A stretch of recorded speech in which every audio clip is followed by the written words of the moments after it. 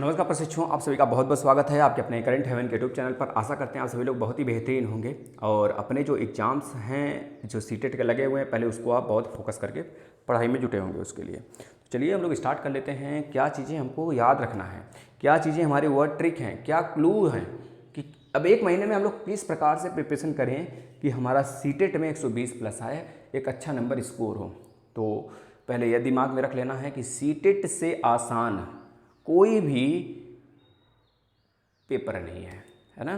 तो यानी कि सीटेट हमारा यूपी टेट से भी आसान है। यूपी टेट तो बहुत अच्छा खासा लेवल हो जाता है सीटेट के कंपेयर में अगर देखें तो। सीटेट तो आप बच्चे बस पेपर सॉल्व करके जाके निकाल सकते हो। मैक्सिमम उदाहरण हैं इसके, मैक्सिमम लोग उदाहरण भी हैं, ठीक है ना। तो सीटेट में हमें बेसिक क्लासेस बहुत कम अब समय बचा हुआ है, इस वजह से बेसिक क्लासेस पे हमें ध्यान ही नहीं देना चाहिए। हाँ मैराथन है तो मैराथन को आप फोकस कर लें, एक बार रिवाइज भी हो जाएगा आपका। जो आपने टेस्ट सीरीज ले रखा है या फिर मॉक टेस्ट ले रखा है उसको ध्यान देना है।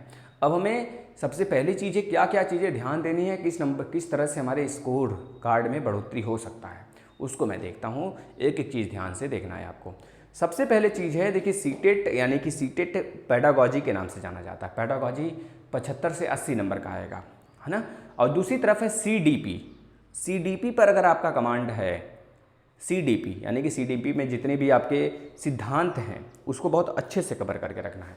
तो याद रखना, पहले तो हमको ध्यान रखना है सिद्धांत जितने हैं, जितने साइंटिस्ट हैं, जितने मनोवैज्ञानिक हैं, सिद्धांत उसके मैक्सिमम लोगों का हमें याद रख लेना है। मैक्सिमम मतलब 4-5 तो हमें से पूछे जाते हैं, हर वक्त पूछा जाता है, लेकिन अगर मैक्सिमम लोगों का याद रखते हैं, पढ़ते हैं तो उससे और ज़्यादा क्लैरिफिकेशन होगा। तो कम से कम 10-12 का आपके दिमाग में होना चाहिए। जैसे कोलबर्ग हो गए, है ना, जैसे आपके थॉर्नडाइक हो गए, जैसे और भी हैं सीटेट के लिए बहुत ज़्यादा इंपॉर्टेंस हो जाता है उनका। तो उनको बहुत ही अच्छे तरीके से हमको याद होना चाहिए, उनकी हर एक पहलू को, हर एक टिप्स को। दूसरा कि हमें दूसरा यह ध्यान रखना, जो बच्चे होते हैं ना, बच्चे होते हैं उन्हें हमें प्यार करना है। इसमें क्या करना है, प्यार देना है। प्यार देने का मतलब है उनको सम्मान देना है, बच्चों को सम्मान देना है, सम्मान देना है, प्यार देना है और प्यार से उनके साथ पेश आना है, प्यार से पेश आना है, प्यार से उनसे बातें करनी है, प्यार से बातें करनी है हमें। अगर वह कहीं गलत कर रहे हैं तो उन्हें मारना नहीं है, मारना नहीं है, पीटना नहीं है, डांटना नहीं है, यह सब नहीं देना है हमें। गाली नहीं देना है उनको, एक तरह सज़ा नहीं देना है, पनिशमेंट नहीं करना है, यह सारी चीज़ें हमको ध्यान में रखना है। इसके बाद आप देखेंगे ना पेडागॉजी आपका आधा से ज़्यादा आसान हो जाएगा अगर ये टॉपिक समझ गए तो, क्योंकि बच्चों से रिलेटेड ही क्वेश्चन इसमें आते ही आते हैं पेडागॉजी में। अगर आप सोच रहे हैं हिंदी का पेडागॉजी अलग होता है, सामाजिक अध्ययन का अलग होता है, एसएसटी का अलग होता है, मतलब वही सामाजिक अध्ययन, ईवीएस का अलग होता है, मैथ का अलग होता है, संस्कृत इंग्लिश का अलग होता है, तो ये आपकी गलत फहमी है।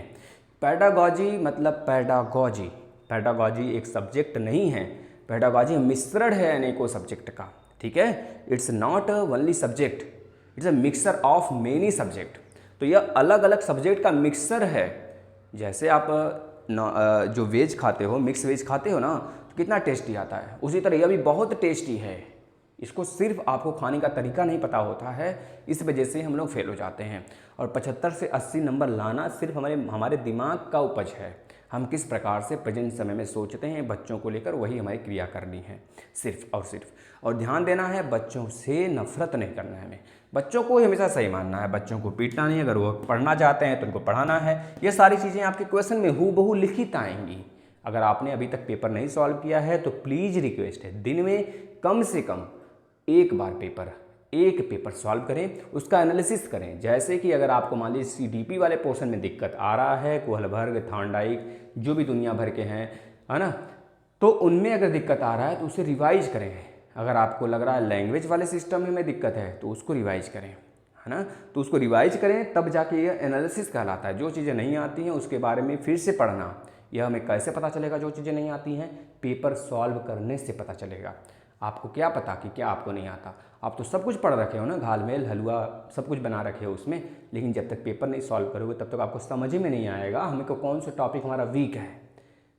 और याद रखना, मैथ 15 नंबर का आता है। जो मैथ है उसमें सिर्फ कैलकुलेशन आपको ध्यान में रखना है। माध्य, माध्यिका, बहुलक हो गया, जोड़ घटाना गुणा भाग हो गया, थोड़े से आपको मेंसुरेशन में हो गया, मतलब कि एरिया क्षेत्र, मतलब कोई क्षेत्रफल हो गया, वॉल्यूम हो गया यानी आयतन हो गया, घन घनाभ हो गया, थोड़े से आपको ज्यामिति वाले पोर्शन पढ़ लेने हैं, है ना। ये सारी चीज़ें थोड़ा सा हमको देख के जाना है। बहुत हल्का फुल्का आता है मैथ, यूपी टेट लेवल का नहीं आता मैथ इसमें। अभी यूपी टेट तो अभी है ही हथियार हुआ आपका, उसके लिए मैं स्ट्रेटजी बना रहा हूँ, स्टार्ट भी कर दूंगा इसी मंथ से यूपी टेट का मैथमेटिक्स फिर से। तो यह चीज़ें आपके दिमाग में होनी चाहिए, जैसे मैं बता रहा हूँ उस तरह से आप करेंगे। और दूसरा तरीका यह है कि जो आप टैग वर्ड लगाते हो ना, तो टैग वर्ड विशेष रूप से पिछली बार से फेल हो रहा है। फेल हो रहा है मतलब कि भाई फेल हो ही रहा है, और इस बार हो सकता है कि एग्जामिनर और अच्छे से समझ गया हो कि बच्चे टैग वर्ड्स पे ज़्यादा ध्यान दे रहे हैं, तो टैग वर्ड्स पे लगाइए आप। लेकिन ध्यान में रखिए टैग वर्ड हर जगह काम नहीं आएगा। अगर कॉमन सेंस आपके पास है तो बच्चों से रिलेटेड चीज़ें जो मैंने बताया वो अगर ध्यान में रखेंगे तो टैग वर्ड की ज़रूरत ही नहीं पड़ेगी आपको सिर्फ अप्रोप्रिएट अप्रोच फॉलो करने हैं। यानी अप्रोप्रिएट अप्रोच का मतलब जो सबसे सही है तो सब सही, लेकिन इनमें सबसे ज़्यादा अप्रोप्रिएट कौन सा है, यही तो है पेडागोजी। इसी को तो समझना है हमको। यही अगर समझ गए तो सीडीपी खत्म, मतलब कि डीएसएसबी का जो पेडागोजी 100 नंबर का आता है वो खत्म, ऐसे ही खत्म हो गया। यानी कि अप्रोप्रिएट अप्रोच पे ध्यान देना है हमें, सटीक आंसर हमारा क्या है उस पर फोकस करना है। एक यह चीज़ें हो गई। इसके बाद बच्चों आपको याद रखना है एनालिसिस, जो मैंने बताया एनालिसिस बहुत ज़रूरी है। अपने आप का खुद से एनालिसिस अगर आप करने सीख जाओ ना, किसी भी ट्विटर किसी भी मेंटर की ज़रूरत होगा ही नहीं। समझ गए ना, कोई मेंटर की जरूरत नहीं है आपको, कोई भी आपका नेतृत्व नहीं करेगा, सिर्फ आप खुद का नेतृत्व करिए। और यह चीज़ें आप अपने से कर सकते हैं। आप ग्रेजुएट हैं, डीएलएड बीएड किए हैं, इसके बाद आप देने जा रहे हैं सीटेट का एग्जाम, तो जाहिर सी बात है बच्चों का पढ़ाना है आपको, बच्चों के लेवल का क्वेश्चन है, तो वह चीज़ें आप सीख सकते हो। कैसे पढ़ाना है बच्चों को ये नहीं पता है आपको, बताओ भाई, पता है ना। तो ये चीज़ें ध्यान देना। और एक चीज़ और याद रखना, मैथ में डायरेक्शन, जो ईवीएस का मतलब डायरेक्शन है, और प्लस आपको डायरेक्शन याद रखना है पहले, कैसे कैसे कौन कौन जा रहा है, डायरेक्शन याद रखना है। अगर कहिए तो मैं फिर से पढ़ा दूँ, या फिर वीडियो मैंने बना रखा है, आज ये सीडीपी सीटेट का मैंने पूरा प्लेलिस्ट सजा रखा है, उसमें सब कुछ है। डायरेक्शन पढ़ लीजिए। डायरेक्शन के बाद आपको मैं बता देता हूँ, डायरेक्शन के बाद आप मैप में लोकेशन पढ़ लीजिए हर एक स्टेट का। इससे 2 प्रश्न तय हैं, पिछली बार भी आया था, मैं दिया हूँ पेपर, पिछली बार भी दिया था मैं, तो उसमें आया हुआ था 2 पेपर आए, 2 क्वेश्चन आए थे, डायरेक्शन के 2 प्रश्न आए थे, है ना। आपको ऐसे पूछेगा मन्नू है मतलब कि जौनपुर में या फिर उत्तर प्रदेश में, और चेन्नई में कोई और है तो बताइए चेन्नई उससे किधर है, ऐसे लोकेशन पूछ लिया था। और बड़े रूप में पूछता है, सिर्फ आपको 3-4 वर्ड देखने होते हैं, भले चाहे जितना बड़ा हो। और दूसरी तरफ यह भी ध्यान देंगे कि आप जब बैठे होंगे सिस्टम के सामने, तो हमें उस पर फोकस करना है, सिस्टम पर, बगल अगल आजू बाजू के में नहीं ध्यान देने हैं, और ना ही बात व्यवहार बताने हैं उनसे। हम उनसे बात व्यवहार बनाने नहीं गए हैं बच्चों, क्योंकि हमें अपने पे ध्यान देना है। अगर वो पूछ रहे हैं तो हम अपनी तेजु खान नहीं दिखाएंगे वहाँ पे, हमें हमेशा संयम बरतना है और अपनी चीज़ों पे ध्यान देना। यह नहीं जताना कि मैं बहुत तेज हूँ, चलो दूसरों को फोकस करने। पता चला नंबर आया तो 78 नंबर 70 नंबर, और पता चला पेपर दे के निकले तो मस्ती कर रहे हो, खूब चाव से मस्त तरीके से खा रहे हो, है ना। तो ध्यान रखना है थोड़ा सा बच्चों हमें इस बात का, कि हमें भले ही पेपर हमारा चाहे जैसा जाए, हमें जताना नहीं है जब तक रिजल्ट नहीं आ जाता है। ये चीज़ें भी ध्यान में रखना है। और पेपर को अच्छे से करना है। सिस्टम पे बैठे नहीं हो कभी तो सिस्टम पे एक मॉक टेस्ट दे लीजिए, आपको समझ में आ जाएगा सिस्टम कैसे खुलता है, सिस्टम पे कैसे टिक किया जाता है, कैसे सेव। कितने बच्चे तो ऐसे हैं पेपर सॉल्व कर लेते हैं, सेव करने वाला जो पॉइंट है वह भूल जाते हैं, नेक्स्ट कर देते हैं। सेव नेक्स्ट जरूरी है, नेक्स्ट नहीं करना है आपको सेव नेक्स्ट करना है। सेव नेक्स्ट करने का मतलब यह होता है ना कि आप जो आंसर टिक किए रहेंगे वह भी सेव होगा और क्वेश्चन नेक्स्ट पे आप आ जाएंगे, अगले क्वेश्चन पे आ जाएंगे। लेकिन अगर केवल नेक्स्ट करते हैं तो वह प्रश्न आपका छूट गया, आपको लगेगा मैंने कर दिया है, आपका क्वेश्चन छूट गया।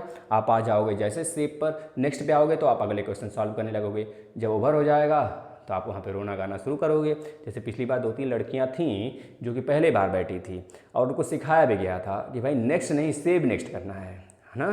तो नेक्स्ट जैसे कि पता चला लास्ट में केवल 10 प्रश्न उन्होंने अटेम्प्ट किया है, भैया बस हो गया, 10 प्रश्न में कोई पास होगा नहीं ना।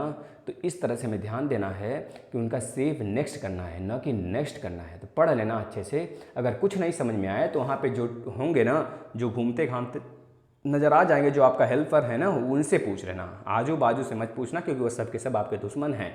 एक ही मैदान में उतरे हो एक दूसरे से लड़ाई करने। याद रखना, चाहे जितना प्रिय हो उस पर भरोसा नहीं करना एग्जाम समय में, सिर्फ अपने ऊपर ध्यान देना है। बात व्यवहार सबसे कम करनी है, ठीक है ना, ये चीज़ें रहेगी। यह पूरा स्ट्रेटजी था जो मैंने बताया। सिद्धांत पहले ध्यान देना है, बच्चों से रिलेटेड क्वेश्चन ध्यान देने हैं, टैग वर्ड्स पे फोकस कर लेने हैं और एनालिसिस करना है खुद का, ज़्यादा से ज़्यादा पेपर लगाने हैं।